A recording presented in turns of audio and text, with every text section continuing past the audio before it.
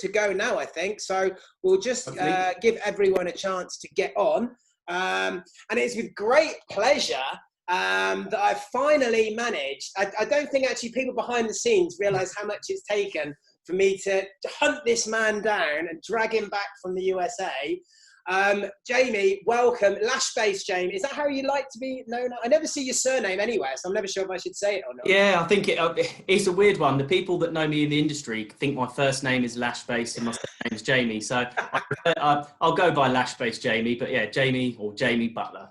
You've been called a lot worse. It's one of those, is it? Definitely, yeah. Daily. Well, look, Jamie, thanks ever so much for joining us, because I'll tell you a little story about why I'm so pleased and proud that we managed to get you on, because I must say in our world, one of the questions I get asked by beauty business owners more than any is, how can I succeed on Instagram?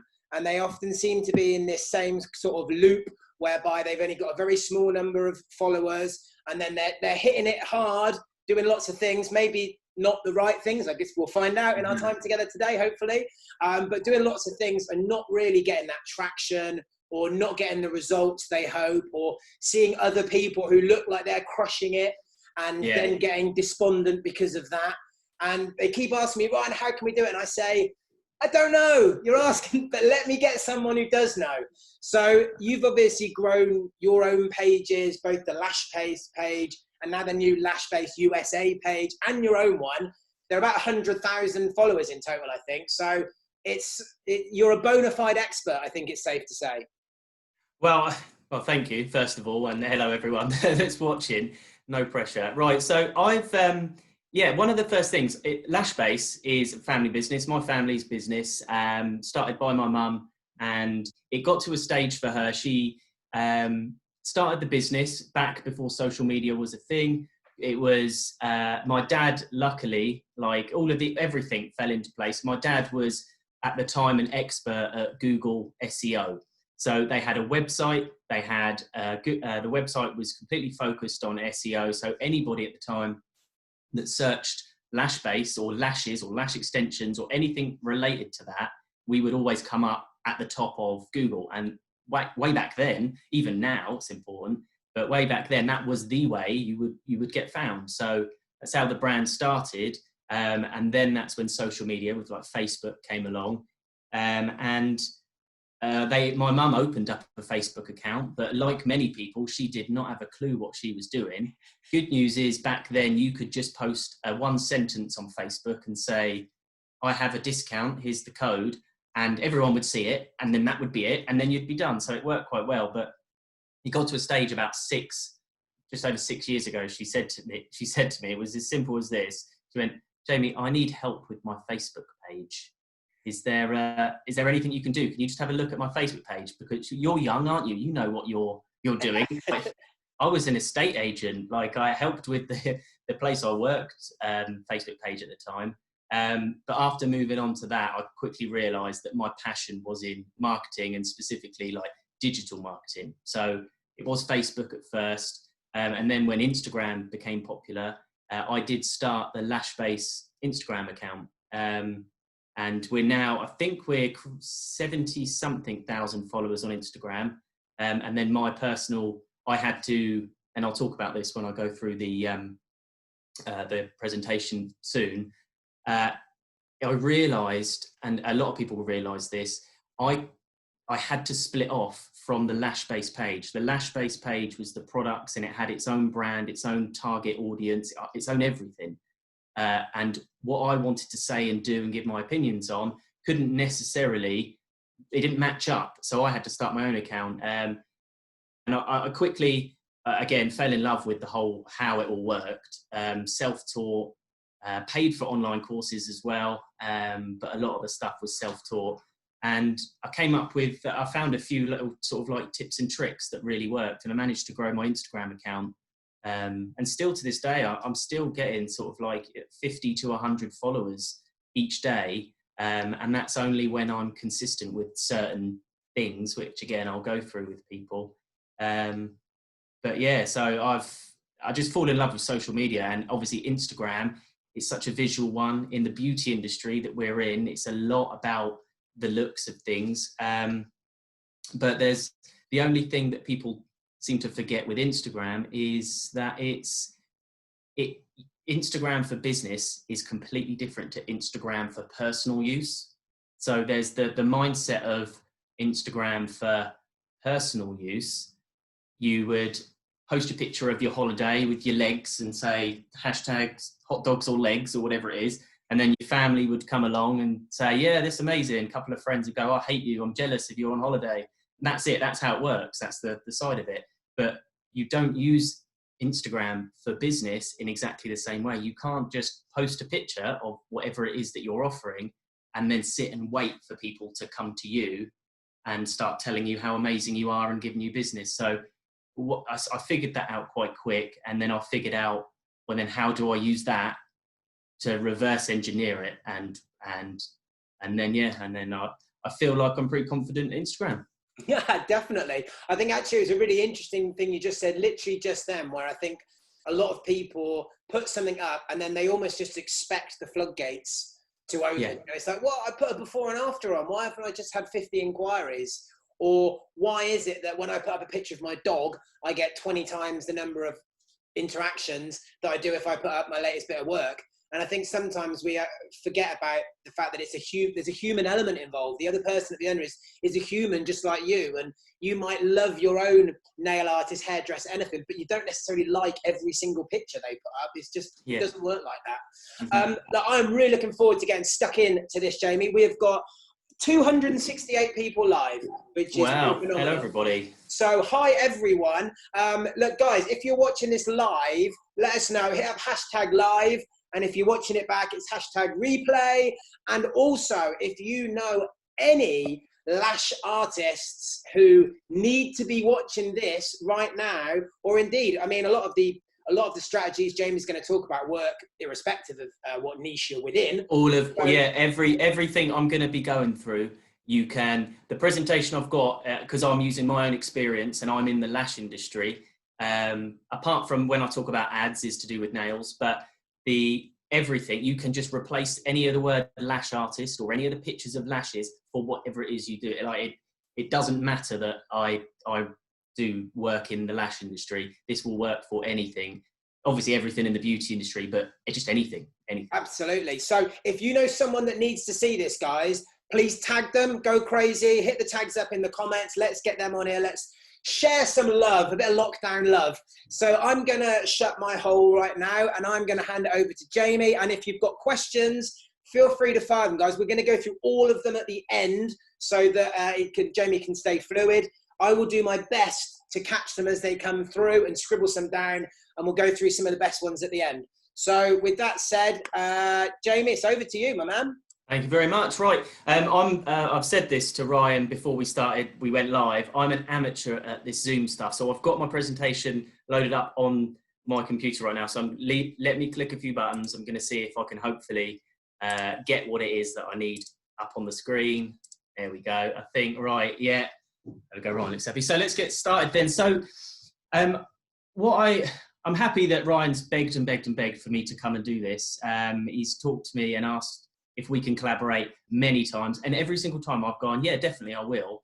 And I'm sure everybody watching this understands that there's always something else that comes up. You're always busy. You're running your own business. You've got things going on. You think it's a great idea, but it slowly moves down the list. But luckily, actually, sorry, that's a terrible way to say it. This is not luckily there's a pandemic. I definitely don't mean that.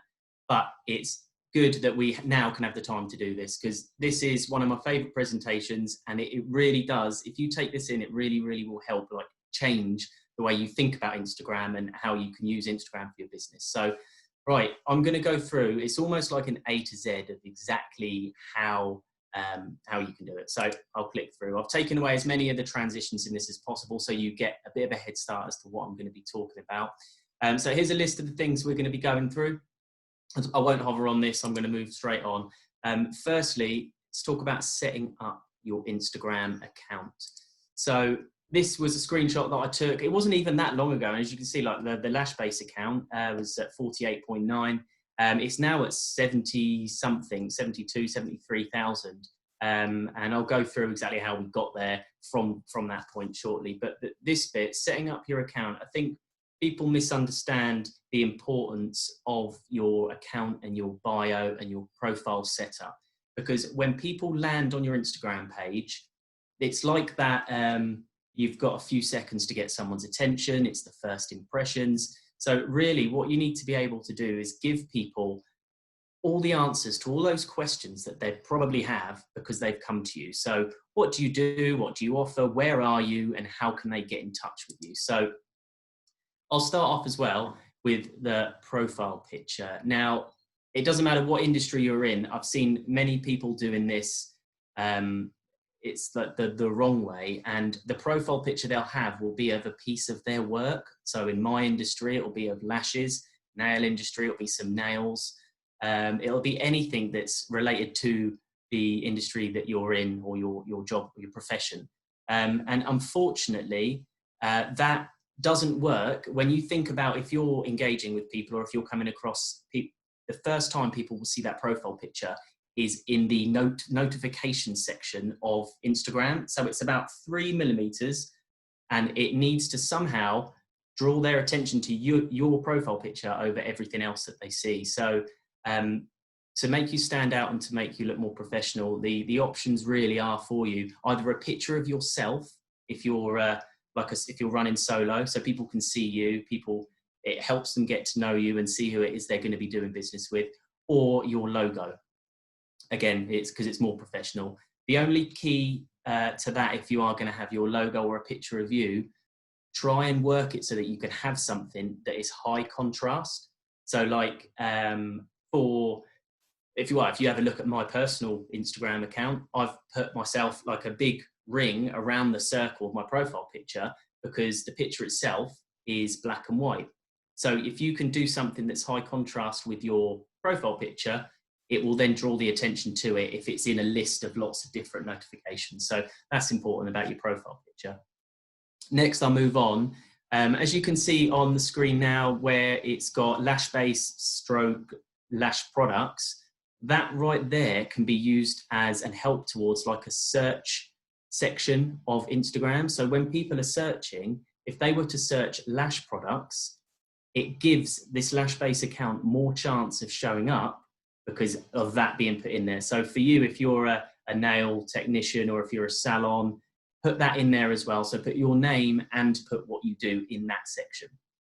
Moving on down with your bio, some of the key points with this are when people land on it, they need to know without having to try and figure it out for themselves. It can't be a puzzle. They need to know what you do and they need to know how they can get in touch or how they can get involved. So using emojis to show a bit of personality, but just keep it simple. Don't overcomplicate it with language because there's probably a lot of language that you use within your business and your industry that people that are qualified and trained in it understand, but your average person that just is looking for someone new for a beauty treatment, they're not going to understand it. So keep it very simple, very catchy, and then move on from there. The next part, I've put in here, it must be a business account. I didn't think that this necessarily was going to be relevant to you guys, but it may be. Some people are still using a personal account as their business profile. So if you want to switch, and if you are doing that, if you want to switch to a business account,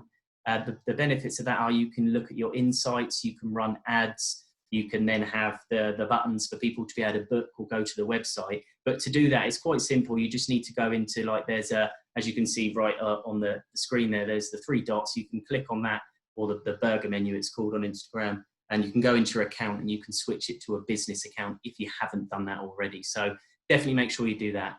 So next up, moving down the profile, just make sure that you've got a link to either your website or your booking platform. Mainly, I would say if you can, you should have a website, and it should go to your website in which they can get the information that they need and see more about you, or go to the place where they can book. Going down from that, and another thing that I find a little strange when this isn't in place is you should put your location. So it's easy for people to see, it's easy for people to click on. The reason for this is because you've got somebody that could stumble across your page, and if they can't immediately see that they are local to you to be able to come and have a service or give you business, then that's less chance that they're going to try and find out, or less chance that they will. So if they come to your account and they can see that you're local to them, you're going to up your chances of actually getting the business and the bookings tenfold. The only thing with that, if you work from home and you don't want to put your home address, I don't blame you, because putting your home address out there could be a little probably incorrect. However, you can still tag your city, your town, wherever it is, so people that come across your page can see where you are locally. So that's pretty much it. You've got your buttons down the side there where you can make sure it's so easy for people to contact you. So put in things like your email address, your phone number if you want to be contacted by phone, or any ways that you just got to make it as easy as possible, because they're going to land on your page, and before their eyes get drawn down to all of the posts, they're going to see that. The more professional and the easier to understand it is, the more chance you've got of somebody engaging with you. So that's the account part set up. That bit's meant to be the straightforward bit, and it should it'll change things quite quickly for you.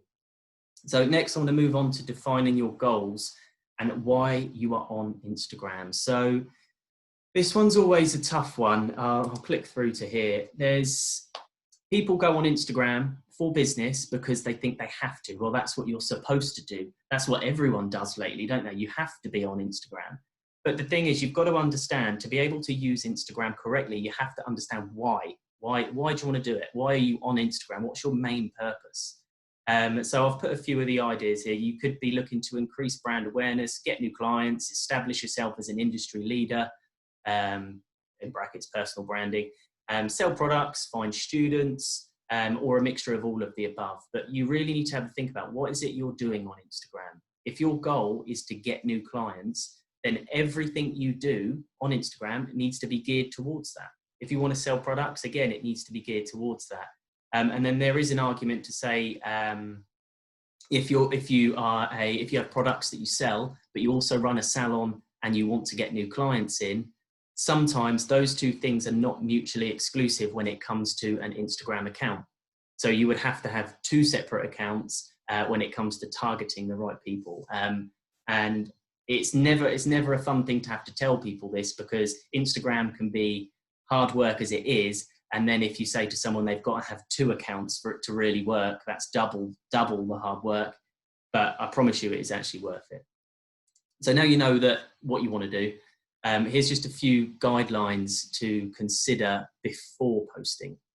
So you can probably scroll, and you probably have scrolled through Instagram, and you see some pictures that are a bit blurry, they're out of focus, or they're not clear enough, or you might have photos on your feed that you think, that's not clear enough. I think the main thing to consider when you are posting is, are they well lit? Are they in focus? Good angles and clear? So whatever it is you're taking a picture of, the picture itself, if it's good quality, that is good enough to start with.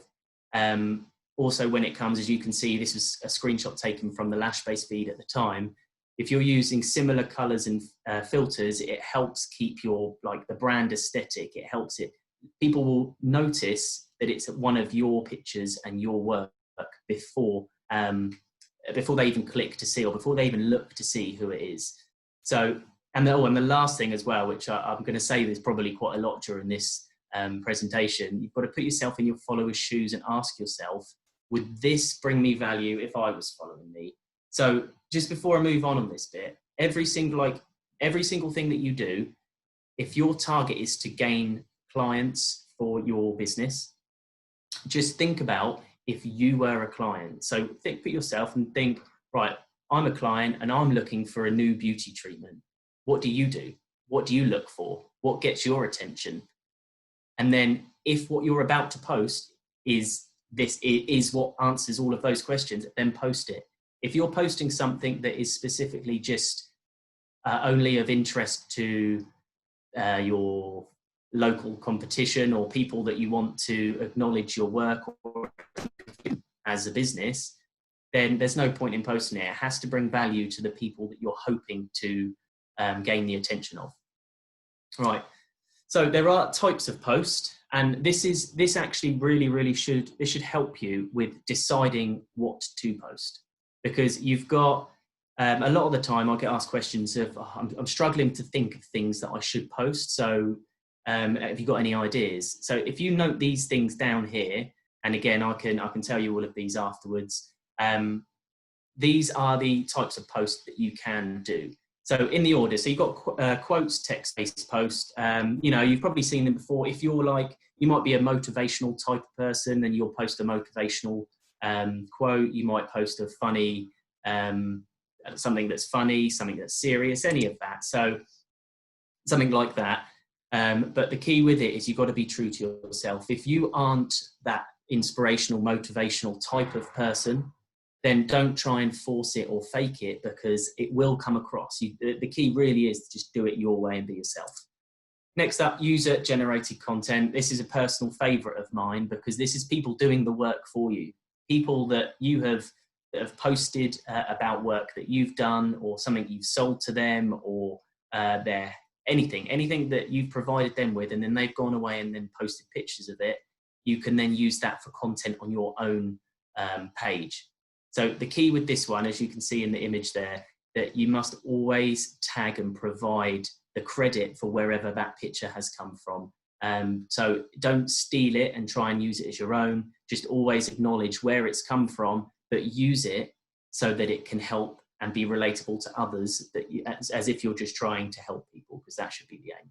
Next up, you've got the educational stuff. So it's teaching your followers something. So again, no point here, you'll notice so far I've done 3 types of posts, and at no point here have I told anybody to try and sell anything.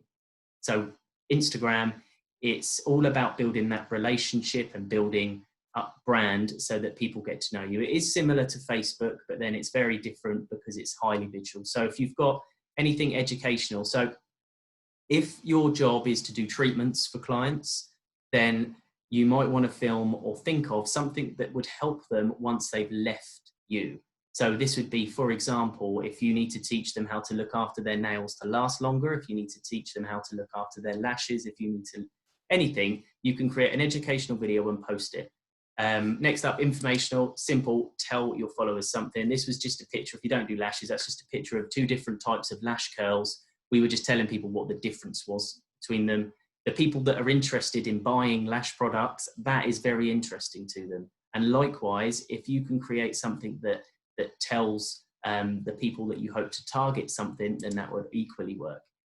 And then entertainment, one of my personal favorite ones, this is what I use TikTok for quite a lot of the time anyway, but entertainment, it always works. And it's the key to this one. When I say entertainment, it doesn't have to be funny. It doesn't have to be like expertly made, but as long as it evokes an emotion in your followers. So the main ones, if you can create something that is funny, you can create something that makes them feel like love or smile, or even if you can evoke like a more angry emotion, not at you, but at something that you're posting, the more stronger the emotion that you can evoke, the more likely it is they're going to engage with the post. But obviously be careful if you're trying to use to show something that is going to evoke a negative emotion. You do have to be clever with it. So try and think of something that's entertaining. So again, that's 5 different types of posts that you can do. And not once have you mentioned that how to sell, or someone should book in with you, someone should do anything. You shouldn't. So post number 6, quite simple, a promotional one. This is where you have full permission. If you've done 5 posts over the course of however long you spread your posts out, if you've done 5 posts and all of them are just nothing but bringing value to the people that you hope will one day give you business, if you just provide as much value as you can, it almost then gives you that permission to say every once in a while, say, look guys, I have a sale on, I've got a deal, I've got anything, just you can like book in with me. And then after you've done that, you can then move on to creating value and building that brand and that relationship and that bond with the people that follow you. So that's sort of like what you can post and how to go about doing it. And the next thing I'm going to talk about is captions. And this, I don't know if any of you have ever had this before, but you're on Instagram, you've got like the best post in the world and you think, right, this is amazing. Now, what do I put as the caption? And then you spend like 10 minutes, type something, no, delete. Couple of emojis, no, delete. Oh, I don't know what to put. And then sometimes people don't even post that brilliant picture because they don't know what caption to use with it. So I think people overthink captions. That's one thing, as again, that I've put here. Just do not overthink your captions. However, there is a few tricks that you can use. I think if you've been scrolling through Instagram, you'll see that the first sentence is important, because there's the first sentence and then there's the little see more button that you have to click. So if you've got someone's attention, they'll click that see more and then they'll continue to read whatever it is that you've put. So that means that first sentence is the important bit. And the key there is to either put something that is, it's a teaser to make them read the rest of it, or it's the call to action. So if they don't read it all, they already know what the call to action is. But if they want to read it all, you do a little teaser, and if someone's interested, they'll carry on. And then that's where you can move into providing a bit more of your personality if you want.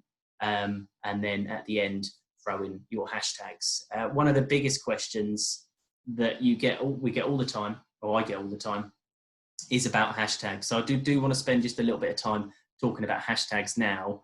What to use, when to use them, how many to use, where do you put them? Again, this all depends on what you want from your business. So if you want clients, if you're a salon, if you're a local business and you want local people, there is no point in you like using hashtags that are going to help you gain likes and attention from people halfway around the world or miles and miles away. There is just no point in that, because they might follow you, they might like, they might comment, but at the end of the day, are they going to give you any business? Are they going to keep a roof over your head? Yeah, they might make your numbers look bigger, and you might go, oh, look, that means I'm doing well, doesn't it? But Instagram for business, it's not a popularity contest. So it's all about making sure you're using the right hashtags. So local businesses, you use local hashtags. Like I'm based in Portsmouth. For me, it would be using something like hashtag Portsmouth lashes, hashtag Portsmouth, for example, anything that would then, anybody in the local area that's looking through local related things, when they're searching, you're more likely to come up. And then the type of person that will find you is going to be your target audience, the kinds of people that you want to be finding your stuff. So you can use, I think it's like up to 30 hashtags. Again, it's the more, this is the technical side of it. The more hashtags, it's more likely that people will find you through those hashtags. However, if you think about it from the person's, your client's point of view, or someone that wants to find you, then put yourself in their shoes. Have you ever seen an Instagram post where it's maybe only got one sentence as the caption, and then there's just a bulk of 30 hashtags? Some people can find that a little bit spammy and it takes away from the genuine, open transparency of what you're trying to do. So be clever with it. Think about it. You can put the hashtags in the comments, so you can comment with the hashtags. But again, I just don't think you need to overthink hashtags, as long as the hashtags you're using are the ones that the kind of people you're looking for can find you on. So if you are nails, don't target people that are hundreds of miles away, target local people. Right, and this, in my opinion, is the most important part.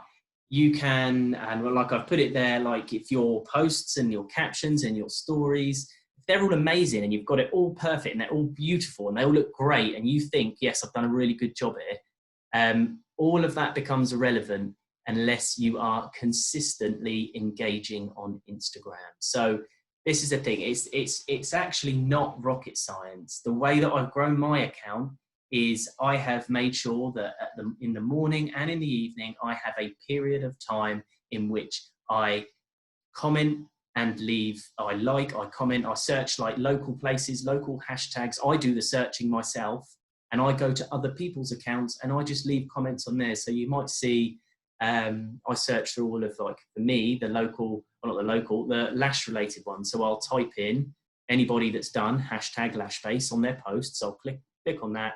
I'll click it on recent, and then I'll just spend half an hour liking and leaving genuine comments to say, I like your work, this looks good. What that actually does is it then, if people weren't aware of you, so this is the funny thing actually, and you will feel so awkward doing this, but please give it a go. If you're a local salon and you want to get local people, search your location. So you click on Instagram, you click on the magnifying glass, you then click on the search bar, you then click on places, and then it will say use your current location, or you can just type in your location. Either way, type that, click on it, and it will bring up the top posts, and you can click to go onto the recent posts. Click onto recent in your local area, and then scroll through them and leave comments and likes, genuine ones, on stuff that's not even related to what it is, what you do. So you might see someone that's posted a picture of them on a night out. You could like the picture and leave a comment and say, I love that club, I've been there before, or something genuine to say you've seen it. And that feels so awkward. Or you could leave something and say, oh, I really like your shoes, where'd you get them? Anything like that, but be genuine with it, because what happens is that person then gets a notification on their phone. They look and they go, who on earth is Salon 25? What's that? So they'll click, and there you go. They've ended up on your page. They know who you are. They'll see, if you've set up your account correctly, that you're a local business close to them that does all these amazing treatments and offers what you offer. And that's them. That's one more person that then knows about you. If they then reply, you can then reply to them, and you can build a relationship. They'll know about you. And if you do that consistently and enough, your followers, and the right type of followers, will grow so quickly if you're just consistent with it. So and this is a fairly controversial one, but I stick by every time I say it.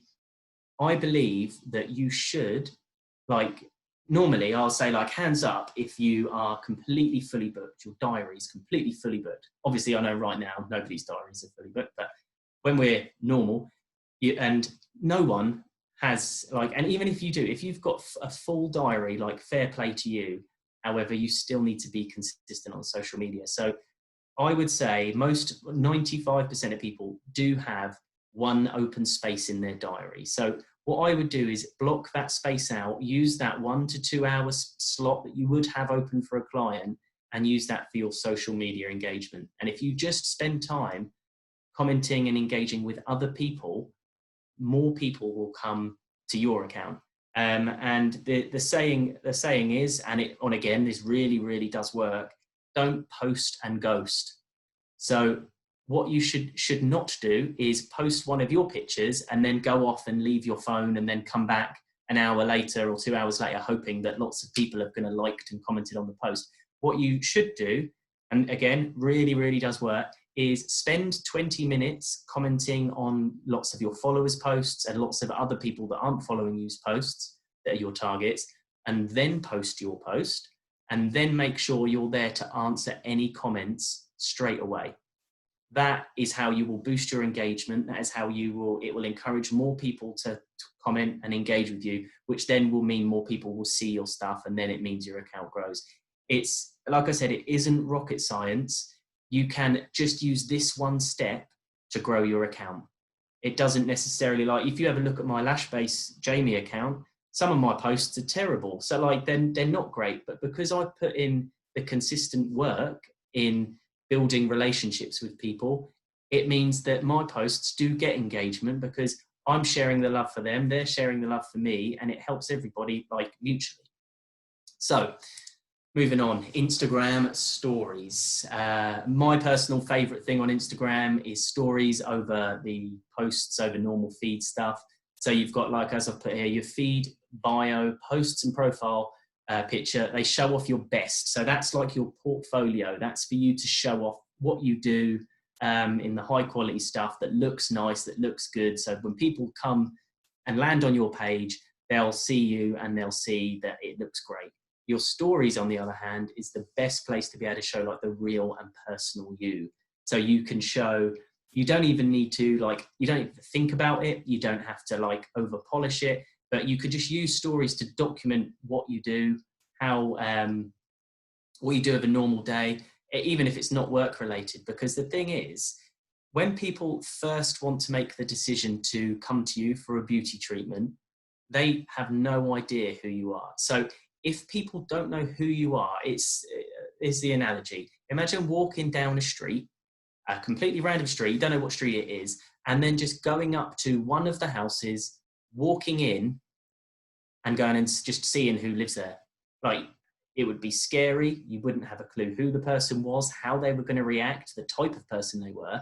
And that goes the same for like your Instagram. So if people are more likely to give you business if they know who you are and the type of person you are and the type of person they're going to be dealing with. So that's why stories is brilliant, because you can just show behind the scenes stuff. You can show like, you can put lots of different work up that's not the highly polished stuff. But yeah, it's quick, it's easy. And the next bit I'm going to move on to is like, although I say just point, click and film, there are still like best practices to help you get the most out of it. So I'll move on to those now. Stories, your best practices.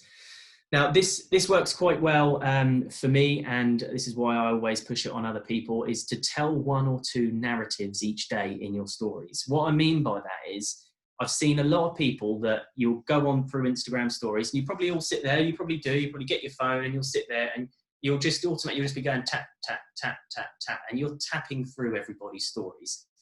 What happens is you need to get people's attention from doing that. So what loses people's attention is if you've got one story of a lovely picture of your work, the next story of something that's completely unrelated, the next story offering a deal, the next story offering something else, because people will then start to click because there's no continuity to what you're saying. So what I'll do of a day is one day, if I've started by filming, we've had a delivery at work of a load of new products, I'll start and I'll film the delivery turning up. I'll film us unpacking the boxes, the shelves being stocked, it going live on the web, so people can follow that story. And that keeps them more engaged and more likely to watch it. So if you can only do 1 or 2 each day, so for you it might be just a how-to do something. It might be showing you what happens in your salon or of a normal day. It might be showing you that you're out of work for a day. Just try not to mix it up too much because you can lose people's attention. The next thing is to make sure that you use all the features that Instagram brings out. They want you to use them. And believe it or not, someone answering a poll on a story or leaving a question on your Instagram actually counts as engagement. It's like somebody liking your post. If they're going to click yes or no on a poll, it's like they've double tapped and liked. So it tells the algorithm that the person that's watching the stories is engaged and wants to see it. So you're then more likely to show up next time. And that goes, and it works the same for the feed as well. If they're engaging your stories, it's likely that Instagram will show them your posts as well. Another thing that's like algorithm related is you have to be consistent with it. So Instagram likes the consistency because it shows that it's professional and there's a plan to what you're doing, and therefore in the mind of Instagram it's worth seeing. So instead of, if you've got 10 things that you want to show, don't just upload them all straight away and then that's it for the day. Spread them out over the day if you can, in between clients or anything. Just post each section, which then builds the story throughout the day.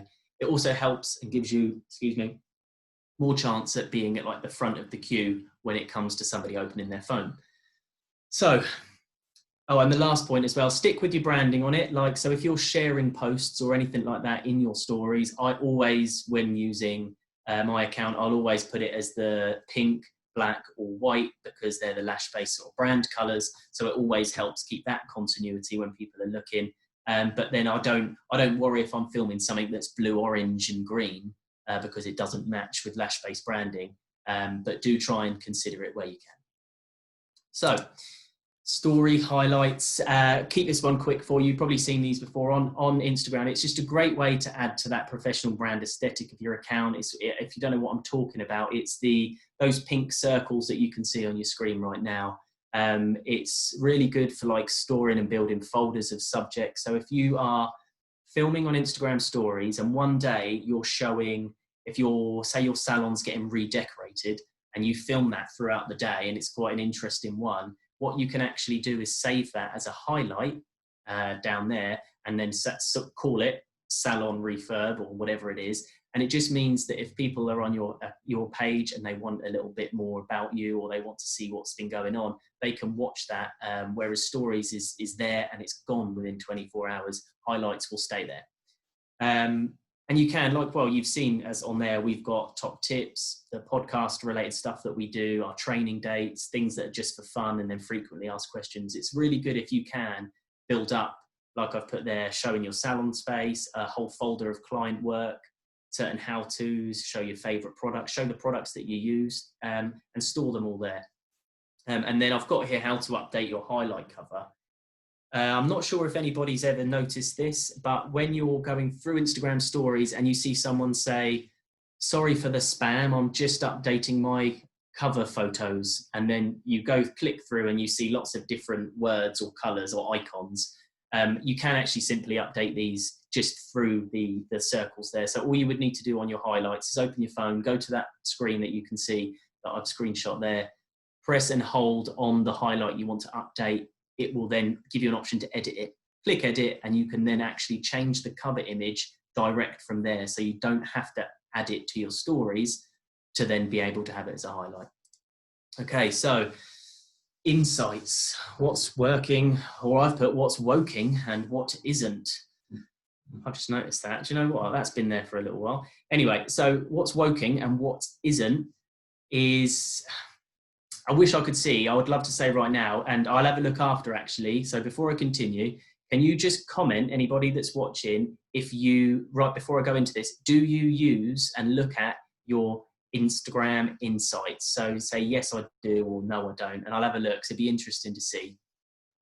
So post metrics and what they mean. So this is when you post something on Instagram and you've got a business account, it's very simple. You can get an option to see how well it's done and how it's performing. It's right under the post. If you're looking at the post, it's right under it, just says view insights. So that's a quick way to get to it. Alternatively, you can just go to your homepage on Instagram, click on the top right 3 lines or 3 dots, and you can get to your insights from there. But what I'm showing you on the screen is an example of post insights. So you can see it shows you who has seen the picture and then gone to your profile from that image, which is great.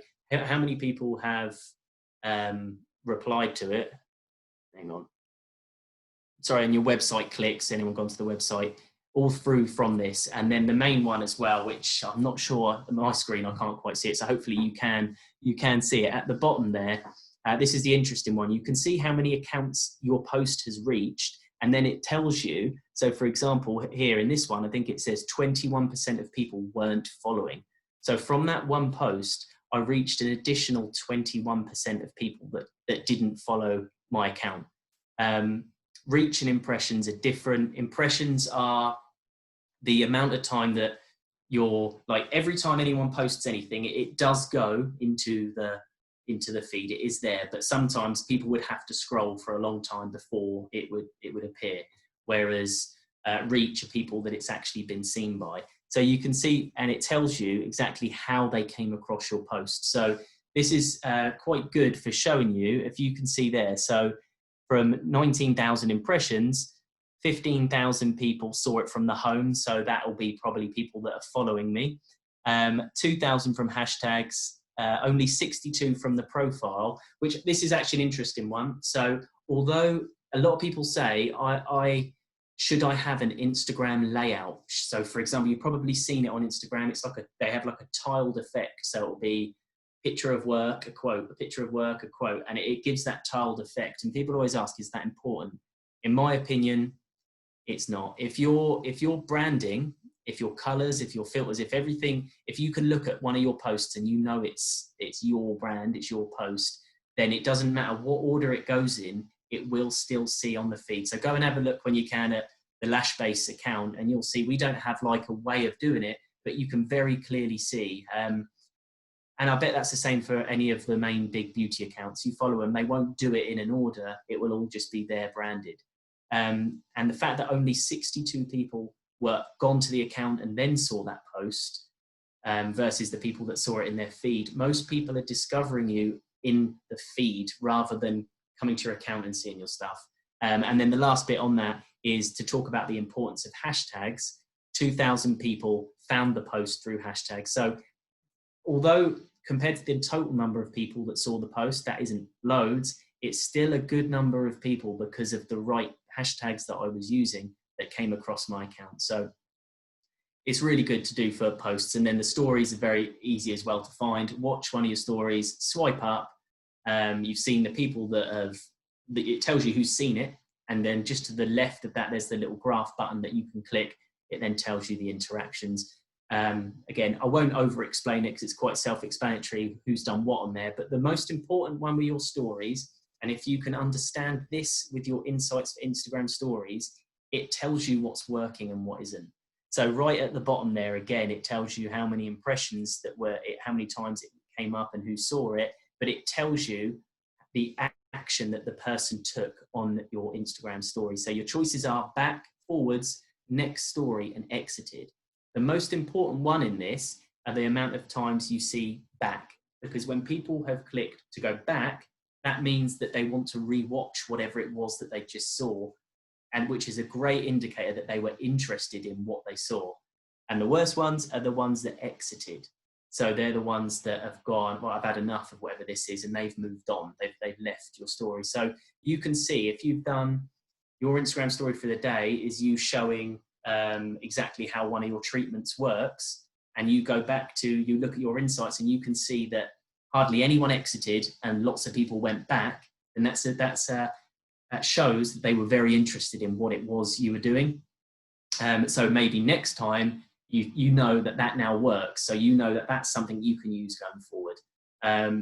I'm a bit of a loser. I find all of this very interesting, but once you get to understand it, it really, really does help.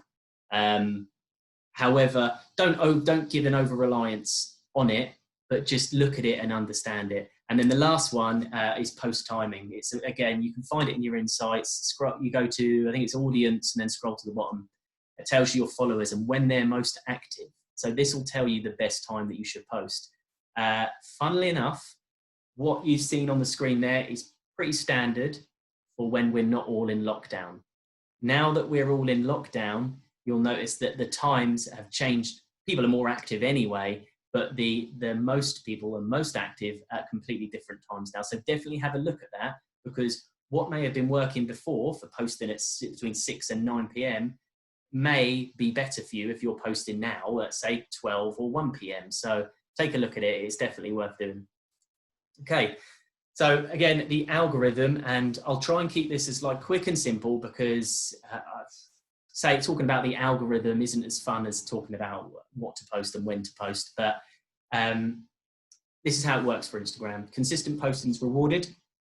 So that means, doesn't matter really. If you can't post 3 times a day, every day, then that's okay. But as long as what you do and how you post is consistent, because I've brought it up before, Instagram does promote consistent accounts more than it does sporadic, random ones. So if you can post once a day, once every other day, just stick to that. Just make sure, don't create, if you're spending and you give yourself a couple of hours to create content, don't then put all 3 posts out in one day and then don't do anything for 2 or 3 days. Spread that over the 3 days, pick a number and commit to it. Relationships are important. So every time, it's social media, they want to build relationships. The main business of Instagram, they need to keep you on the app. So they need to show you what they think you want to see. So if people are having conversations with you and you're having conversations with other people, then Instagram will think, well, they obviously have a relationship. I'm going to show more of that person's stuff to the other person. So if you can manage to engage with others, and then in turn get lots of people to engage on your stuff will turn up on their pages more often. And that includes DMs. So if you get DMs, do not ignore them. Please, please don't ignore them. Replying to DMs, that's the most personal. That's the person. Someone is privately having a conversation with you. That indicates that's a proper relationship. So encourage DMs, reply to DMs, just never ignore them. Posting at the right time is always good. I've just explained that. And other factors determine what you see as well, how often you open the app and things like that. Most of the algorithm is lent towards the other person. So there's only so much that you can do to sort of help that. However, there'll be things based on, you don't know how many times your followers open their phones to look at Instagram. The ideal person that you want to give you business probably, if you took a group of 100 of them, some of them are always on Instagram, some of them aren't so much. But Instagram, if you go on Instagram once a day, and that's it, Instagram will try and show what it thinks you most want to see. So that's the ones where it's like, it will show the people that you've got the best relationship with. So if you happen to have built a good relationship of comments and likes and DMs with a person, it's likely they'll see your stuff. Alternatively, if you're like me, who every 5 minutes picks up their phone just to double check what's going on Instagram, then it switches to a more chronological, because I've seen everything. So it doesn't need to worry necessarily about showing me the best. It will just show me what's relevant at that time. So again, this is why it's always good to post at the right times, to be consistently doing it. So you then can cover the different types of people. And again, stories, they're sorted by people who you engage with most as well across everything. So stories and the feed posts work together. If someone's engaging with one, the algorithm will twist it all round so that it will show you on both of those. So if you want to get to the front of the stories queue, which you do, which is what it is. So when people open up Instagram, and when you open up Instagram, you'll probably see all of those circles that are along the top, and you click on that first one, and then you start tapping through and watching them. And after a certain amount of time, you'll stop and you'll go off and you'll do something else. That's exactly how it works for your followers as well. So to give you a better chance of being seen, you need to get to the front of the queue and be one of those first people that they see. And again, with this, it's all about being consistent and posting throughout the day. It's all about promoting the engagement through using the features, the polls, the questions, everything like that. Overall engagement across the platform, like I said, DMs, comments, all of those things, they will all help to get you to the front of the queue. And then a nice little trick for you, if you can post something on Instagram stories that's too long for someone to be able to read whilst that little timer goes, before it goes to the next one, it means that what they'll have to do is they'll have to tap and hold to be able to read all of it. And that is a brilliant indicator to Instagram that the person is engaged and interested in what it is that they're reading. So it's a good way, if you can think of ways to encourage that tap and hold by telling a story, and the main point of it comes to at the end, but also whilst being engaging with it. It's a great way to help you get to the front and then be seen. So moving on, collaboration and brand awareness. The name of the game for Instagram is to get people's attention. There's millions and millions, if not billions now, I'm not sure, on Instagram all day, every day. Even within your local area, you couldn't go 5 minutes without seeing someone looking at their phone. They're most likely on Instagram. So it's all about trying to get their attention. And a good way to get the attention of others and make people aware of you that weren't aware of you is doing collaborations. So much like what me and Ryan are doing right now, people watching this may not have a clue who I am. Obviously you do now. Whether that's a good thing or a bad thing, I don't know, but you do know who I am, and that's worked through this collaboration. Likewise, I'm going to be interviewing Ryan for the Lashbase podcast. And again, people that listen to that may not know who he is, but they soon will. It's mutually beneficial to both parties. And I suggest that if you can work with people to collaborate, it will help grow your account and grow your business as well. So what I mean by that, if you're again, I'll talk about if you're like a local business, collaborate or work with another similar business that's not your direct competition. So if you're a nail bar, work with a lash technician. If you're a hairdresser, work with a nail bar. Like, think about it, contact them. And if you can do some sort of giveaway where you can give away a treatment, you can give away a little retail product, you can anything. But the competition is you'll both share it on your accounts. Both the name of the game is to follow the other accounts and make sure you all are. Then you pick a winner, all genuine, all nice, all brilliant. What actually happens is you will then be seen by all of those person's followers. And likewise, that business will be seen by all of that person's followers. Mutually, it works. And then there you go. You've got more awareness, local awareness, hopefully, and people know who you are and know what your business is about. Another thing to do that it's always feel good. It's a lot of this is just thinking, what would you like if you were, and this is where I came up with a lot of these things. I just think, if I bought my Adidas trainers I'm wearing right now, and I've tagged Adidas or whatever is my trainers or whatever. And if Adidas shared a picture of my trainers, or that I've bought their trainers in their stories or their posts or whatever, it would make my day. I'll be so excited about that I would share. I would share to say, look, everyone, Adidas has shared my post because that's how good it is.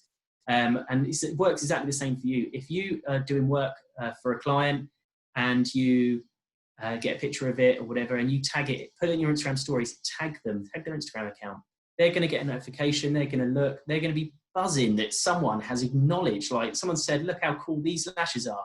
And so that person, your client, is going to be happy. It's going to make them even more loyal. But what they're also going to want to do is click that add story to their own story button. They'll share it to their account because they want to be like, look, guys, my nails, brows, hair, lashes, whatever, so good. These guys have posted about it. This is amazing.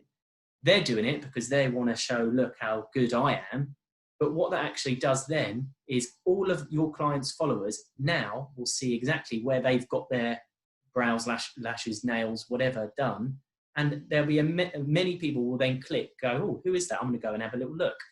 And again, it's more local brand awareness for you. So if you can tag people in your stories, do it, because most of the time it's almost impossible to not click that share to your own story if someone else shouts out about you in your story. So tag your followers, tag your clients, so they can then share it, because then they become like a promoter for you.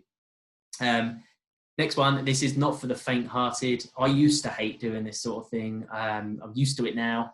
So it's one of those where you've got to weigh up, where's your comfort zone? Can you get out of your comfort zone? Or is it just something that's a complete no to you? So weigh that one up. But you can on Instagram, you can go live and then someone else, or you can request to join someone else's live, or they can request to join yours. It works exactly the same as the shared giveaway stuff. So all of their followers will see you and your account, and all of your followers will see them and their account. So if you can then again have a conversation with another local business. Right now, you could have a live conversation with the local, if you're doing brows, so your local hairdresser down the street, a live conversation on Instagram about how you're dealing with the COVID-19 lockdown, what's going on with business. Could be interesting to the people that use either of you for work. And it then brings awareness to both pages. So it's another good way of collaboration.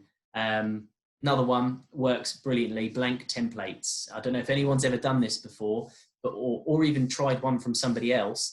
All you do is post on your stories like a blank, almost blank screen that you've made through an app like Canva or something. And you just say, this is how I'm feeling today in GIFs, and then like put something in. Put your Instagram handle at the bottom of it, and then ask people to fill it in and share it on their stories. It works well because lots of people want help with what they can post about. This gives them something to post about. It also helps, especially right now, because people want something to do. So this is another thing for them to do. And then, so they're sharing it in their accounts. Right at the bottom there, it will say who you are and what your account is as well. So they're good. Giveaways.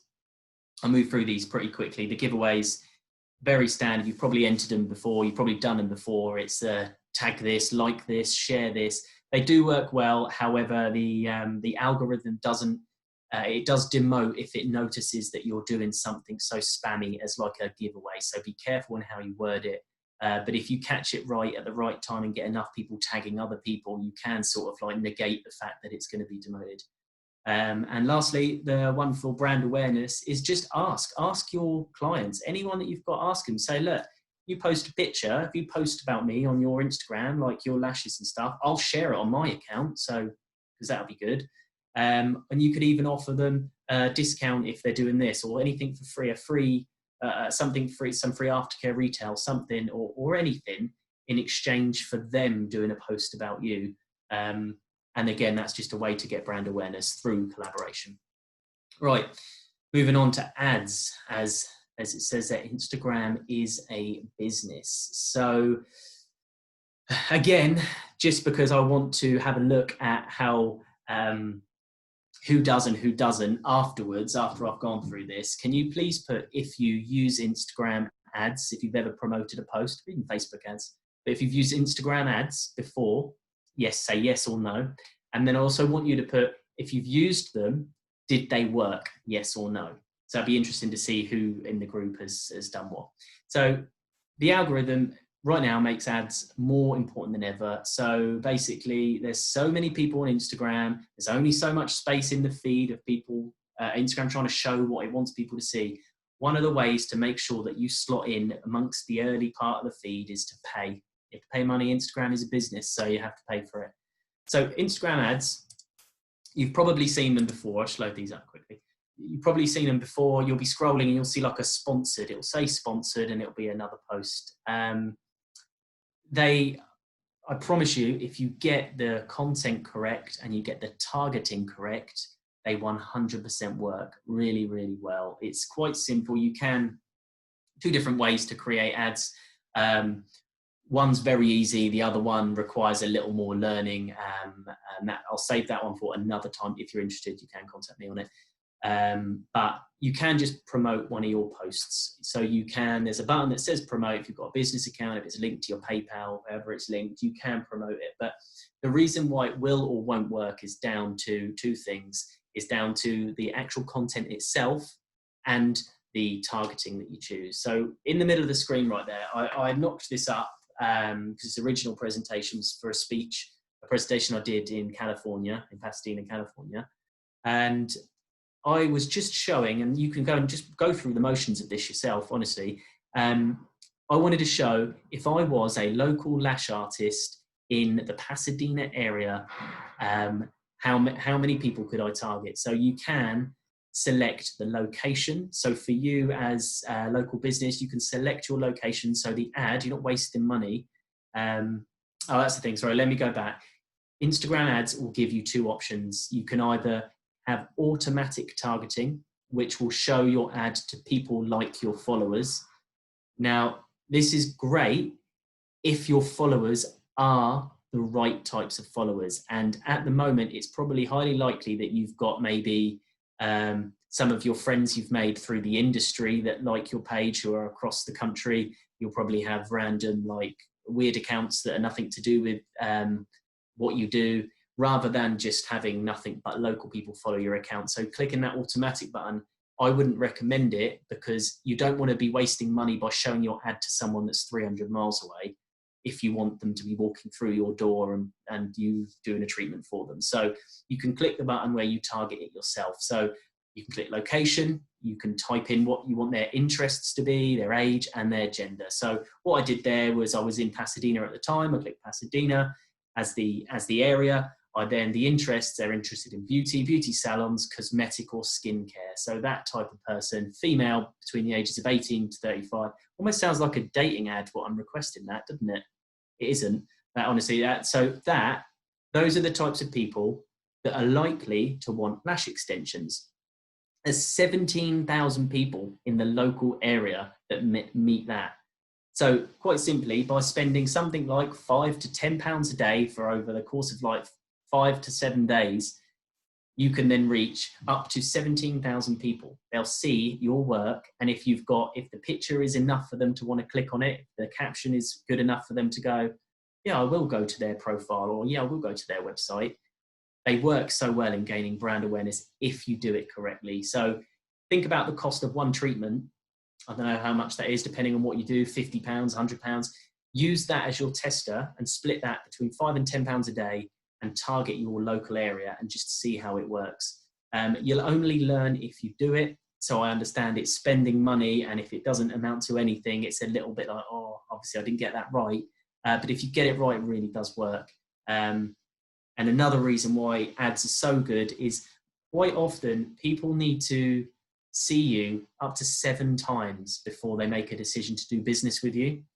So if you think Instagram ads, your Instagram page, you're running your Facebook stuff, everything that you can think of, Instagram ads is just another way that people can be aware of you before they make that decision to purchase from you.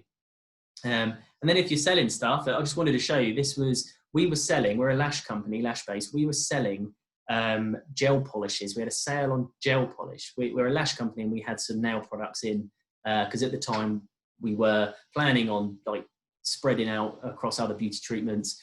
We decided against it, so we wanted to sell them off. Set up this ad, and as you can see, we spent just over £2,000, and we had 18,461 purchases direct from that ad.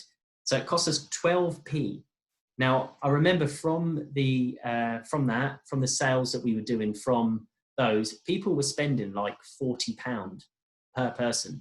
So if you're thinking, well, it says that 12p it cost us to get someone to spend £40 just because it was a well-targeted, well-created ad. So that is definitely worth it if you get it right. So that's enough about ads. So we'll talk about ads in a little more detail on something after this bit. But the main takeaway that I want you to go away with from this is to understand that there is not a one size fits all. Me and Ryan were talking about before we went live on and how this all works. The main thing is to be consistent and to put the effort in, and is the engagement with others. So you can, now I've put there as a point, don't overthink it. So many people you've probably got 25,000 pictures in your phone right now that you're too scared to post because you're so overcritical of yourself and your own work. I promise you, the people that are most likely to give you business, they don't have a clue. They don't know what you know. They won't look and judge in that way. Consistency and being engaging is the best thing. And remember, your Instagram is to serve others, not to serve like your ego or your vanity. So it is not about how can I get more followers. It's about how can I get more clients through Instagram. That's it. So if you think about how many clients you can fit at your business, whether you've got a salon with lots of employees or if it's just you could probably, maybe, I don't know, you might have 500 people on your books. Doesn't make a difference if you've got like 10,000 followers, does it? Necessarily. So whenever you post anything, just think about when you look for treatments, when you look for something, anything, what is it that works for you?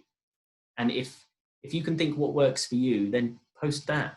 Like things like reviews. People want to know, like want to see reviews, want to know what other people are saying first. If that would work, then post that as one of your quote pictures. Post someone's review, like post a screenshot with their permission of their message they've sent you to say thank you. Like there's a few things that you can do. Just think if you were a follower, would this bring value? And then that's about it. So I'd say that's us done, Ryan, if you want to come in. I think, actually, sorry, just quickly before I do have as well, that was quite quick. That was like quite, it was in depth, but it could have been more in depth, but I didn't want to go into all of the detail right now. So I have, with my marketing team at Lashbase, created an ebook, which goes into more detail and gives you something that you can sit and look at and take on step by step as well. It's pretty cool.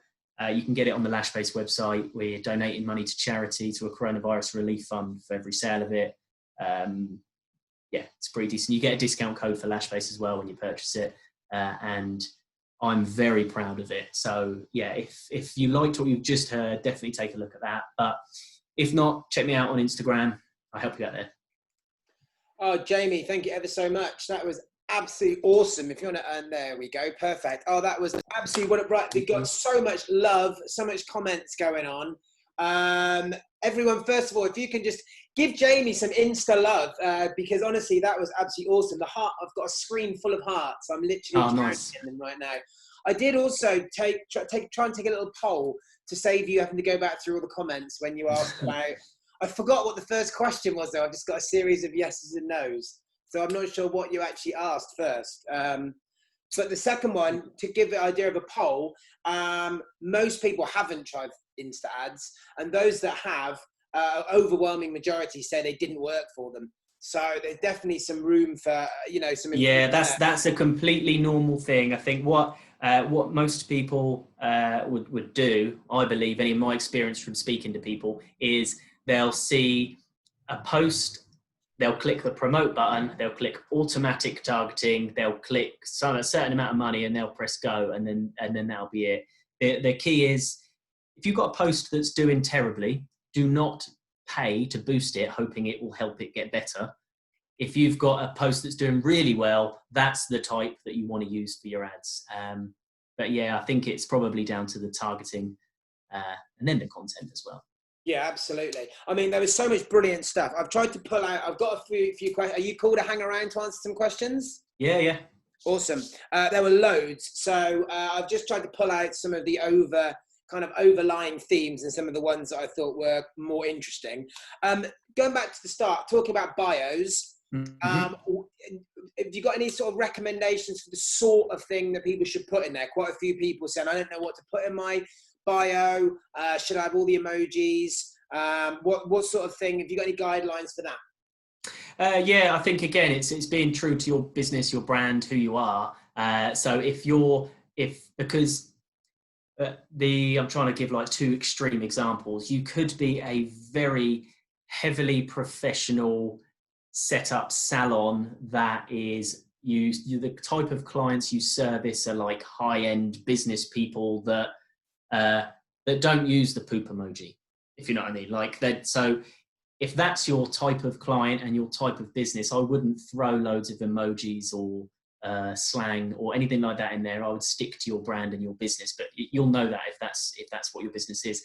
However, if your business is on the other side, emojis can help break it up. It can help show a bit of emotion. But the things that you should put in there is what you do in language that your clients can understand. Something that makes them go, oh, okay. So if anyone's won any awards or anything like that, award winning or what you've won, your experience level and how they can get in touch. Simple as that. Yeah, no, that's perfect. Again, I think a lot of this comes down to, you mentioned it, I don't know how many times the word overthink was in your presentation. Yeah. At least 4 I counted. And again, I think there's a tendency to do that like throughout, isn't it? I think some people probably say, again, I can't think, just bloody get the thing sent and get it up there and then change it around maybe and see if you get better responses. In the marketing's all about testing stuff, isn't it? What are your views on Linktree? I'm not against it. However, I see a lot of people saying that you shouldn't use Linktree. But the experience I've had as a user, rather than someone that's as a potential like client of someone's, I like it. I click on it. It brings up the next section of stuff that you could choose, and I pick the one that I'm interested in. So personally, I like it. However, I must admit, weirdly, I have seen a few people saying don't do it. Yeah. So then I think personal preference, try and put yourself in the client's shoes. Who are they? What type of what would work for them?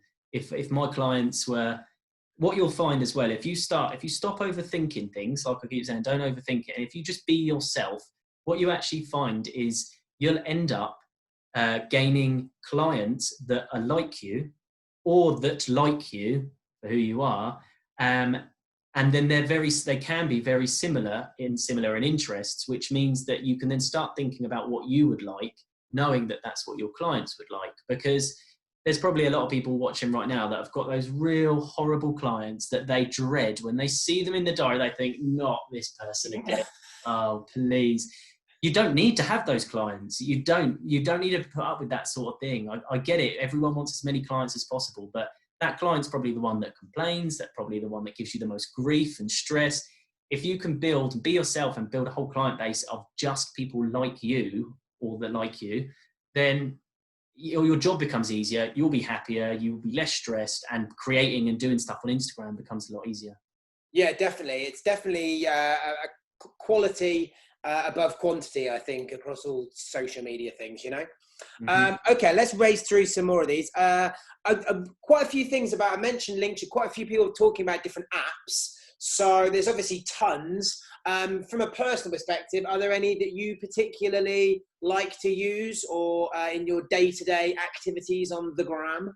Yeah, definitely. I'll happily tell that up there. For creating things that are like quotes or put in like good colors or little icons or images or anything like that, and making your before and afters, in fact, or anything like that, I use Canva. So canva.com, I guess, and it's free. You can pay for the premium versions, relatively cheap. If you do, I do. because it gives you a little more of the extras on it. But Canva is brilliant for creating those types of posts.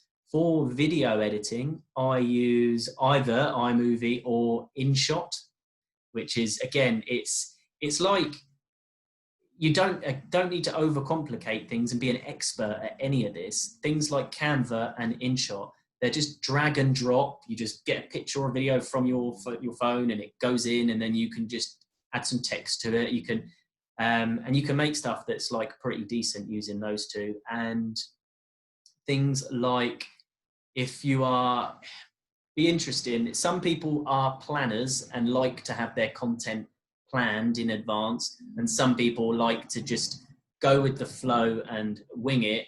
I'm in between. I have a plan for the week, but I feel a lot of social media is reacting to current relevant things that are going on and joining in that conversation, because that helps. But you can use an app called Planoly or Planoly. You can get a free version it shows you can see how your feed will look if you're planning all these certain posts and stuff.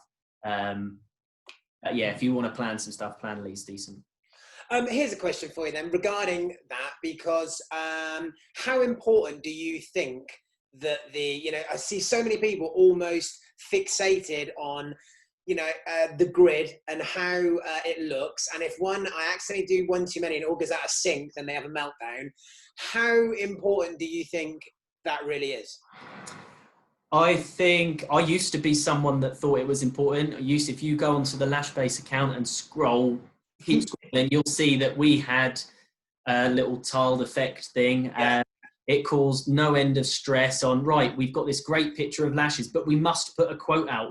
What can we do? Exactly. And posting something that's not very good anyway, just because you want to post that. So yeah, I think as long as you get your branding, your brand and the colors and the filters like on point in any of your posts, doesn't matter in what order you're doing anything, the whole grid, the feed will look like you. It will look like, go and take a look at some of your favorite business accounts. I tried to have a look through a few just before this, but they don't have these strange like layouts that they have, but everything, it all looks like it's well planned and looks good. Like, don't get me wrong, every now and again, if you've got some big thing going on, you can do one of those posts that's like 3 posts make 1 picture, because that looks good on your feed, where your account when you're looking at it, the grid. However, it will have a negative impact on the people. Like when I showed the stats from one of the posts that I did, only 62 people saw it from the grid, from my feed there. The rest saw it in the feed. So if all of a sudden you're scrolling and you've got a third of a picture, that's going to have a massive negative impact. So I'm not a believer in being overly stressed about the grid layout, as long as all of your posts are your branding. So yes. it will then make it look like you've got a layout. Yeah, absolutely. Someone's asking what that is. Planoly, so plan and then OLY, I think is. Yeah. Now, obviously, a lot of things have changed in the back ends of the creators and so forth, because we can now schedule in Facebook Creator onto Instagram. Is this? Yes. Yeah. Right. Yeah. Do you know? And a few people have asked, because obviously previously you couldn't natively schedule in Insta. Can you schedule stories in any way, or do they have to be done live and on the fly? Do you know? As far as I'm aware, it's still live and on the fly. Yeah, which is how they should be. I mean, again, if a lot of people are saying, I'm confused about when I know if I should be in stories or if I should be on feed. I thought the way that you surmised it was actually really nicely in your presentation, whereby you say you try and pick on one narrative or one story or one thing that's happening in the world or your world or the Lash world, and then just story about that for the day, and then the next day then worry about something different. Yeah, I've got to say, I think that's a really, really smart way to do it. And I think that's. I think for people watching, just really think about how you use Instagram stories. Yeah. Like the most popular people for like people like us. People like Mrs. Hinch, who cleans her house all the time. Her story, she shows she still has about, if it looks like when you see her thing, the little things are about that. She's got about 50 different slides, but it all goes through and tells the story of whatever's going on at that time. And you find yourself as if it darts about, or so my wife tells me. Sorry, no, I'm definitely not interested. No, of course not. Of course not. Right, last bit. I just want to go through, just touch on with that as well. Actually, do you have, or have you noticed any sort of sweet spot with relation to quantity of posts? So you mentioned just there about Mrs. Hinch with the 50. For me, from a personal perspective, if I go into someone's new story and I see 50, that's actually off-putting for me, because I'm thinking, well, I might look through 6 to 10, but 50, well, that's a bit of a commitment, that, isn't it? So have you found in your rigorous testing any sort of sweet spot for both stories and the grid, for that matter? And again, I think you've got it right there. It does depend on individuals and how involved they are in with your business. Because if someone is a true lover of your business, you can put out something that is ridiculously long that 99% of people don't care or won't watch, but there'll be those people that are so in love with your business that they will watch because they're interested in all of it. So you've got to weigh it up. But in my experience, just to put a number to it, I would say 8 to 10 stories a day. Nice. I would say 1 to 2 posts a day. Nice. Like that. With the posts, sorry, I think the most important thing, I would go with 1 post a day, but lots of engagement versus 2 posts and no engagement. Got you. Love that. I think that is a wonderful place to end. Honestly, there's so much love for you in the comments. You should definitely have a read back through and feel good about that, Jamie. I hope you can also put the link to your ebook, please, in the comments. Oh yes, yeah. And I will share that with all of our groups and communities as well, because as I mentioned at the start, we get more questions about this than probably anything. So everyone, go and follow Jamie, follow all their pages, go and buy his book, because he's obviously going to go into much bigger detail, much more depth in the book than he's able to on one call like this today. Yeah. And you'll be doing something good for charity as well. So I just want to again say, Jamie, thank you so much for doing this. You were worth the wait, unquestionably. Everyone go and get his stuff now. And if you are bored this afternoon, folks, then hang around, because Holly will be live with Coffee with Holly at 3 o'clock. And again, thank you, Jamie. You have been an absolute superstar. Have a good afternoon, and we'll look forward to chatting with you soon. Take care.